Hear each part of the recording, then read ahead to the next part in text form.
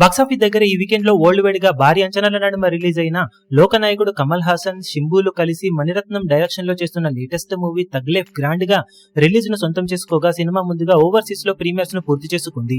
అక్కడ నుండి first talk బయటికి వచ్చేసింది. ఒకసారి టాక్ ను గమనిస్తే కథ పాయింట్ నేమి పూర్తిగా రివీల్ చేయడం లేదు, కానీ ఒక గ్యాంగ్స్టర్ అయిన కమల్ హాసన్ కి ఒక అనాథ అయిన శింబు దొరుకుతాడు. తనని పెంచుకొని పెద్దవాణ్ణి చేయగా అనుకోకుండా తన కొడుకుతోనే తనకి శత్రుత్వం ఏర్పడగా తర్వాత వీళ్ళ గొడవలో ఎవరు గెలిచారు అన్నది అసలు కథ పాయింట్.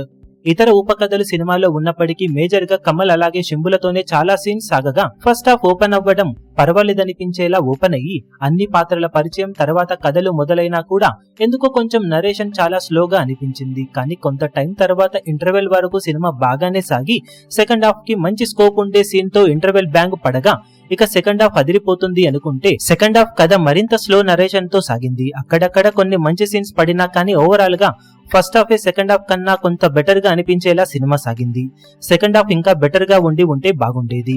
ఓవరాల్ గా cinema first half average to above average లెవెల్లో అనిపించగా సెకండ్ హాఫ్ కి వచ్చేసరికి యావరేజ్ కి అటు ఇటుగా అనిపించింది అన్న టాక్ ప్రీమియర్స్ నుండి వినిపిస్తుంది. ఇప్పుడు మొత్తం మీద కమల్ అలాగే మణిరత్నంల కాంబో నుండి ఇంకా ఎక్కువగానే ఆడియన్స్ ఎక్స్పెక్ట్ చేస్తారని చెప్పవచ్చు. ఓవరాల్ గా సినిమా ఎండ్ అయ్యే టైం కి యావరేజ్ టు అబోవ్ యావరేజ్ లెవెల్లో మధ్యలో అనిపించింది సినిమా.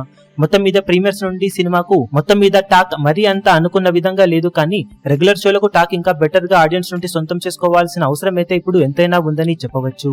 మరి ఓవరాల్ గా ఆడియన్స్ నుండి తగ్ లైఫ్ మూవీ డే పూర్తయ్యే సమయానికి ఎలాంటి టాక్ ను సొంతం చేసుకుంటుంది, బాక్సాఫీస్ దగ్గర ఎలాంటి పర్ఫార్మెన్స్ ను చూపించగలుగుతుందో చూడాలి. మీరు సినిమా ప్రీమియర్ షోలను చూసినట్లయితే మీకు సినిమా ఎలా అనిపించిందో కింద కమెంట్ సెక్షన్ లో చెప్పండి. ఈ వీడియో మీకు నచ్చినట్లయితే లైక్ చేయండి, షేర్ చేయండి, ఛానల్ ను సబ్స్క్రైబ్ చేయడం మాత్రం మరవకండి. ఏ చిన్న అప్డేట్ ను మిస్ అవ్వకూడదు అనుకుంటే బెల్ ఐకాన్ ను ప్రెస్ చేయండి.